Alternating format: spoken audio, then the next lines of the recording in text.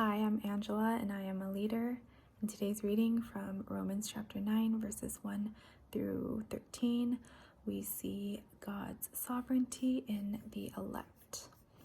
So in the beginning, we see that Paul has great sorrow and unceasing anguish in his heart because he knows that even though the Israelites are God's chosen people, a lot of them at the time had not accepted Christ.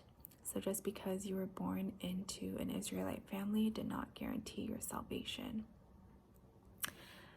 But instead, God in his sovereignty already knows who he will and who he won't save.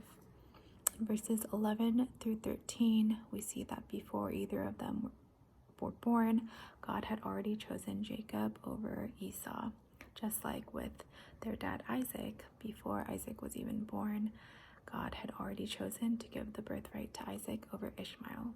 So there was nothing that either of them could have done to prove anything, but instead it was all in God's predestination.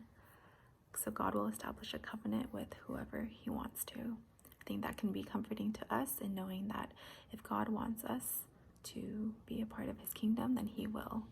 And so he will open up our hearts to it in his own timing so that we don't have to say the right things or live a perfect life in order to be accepted into his kingdom.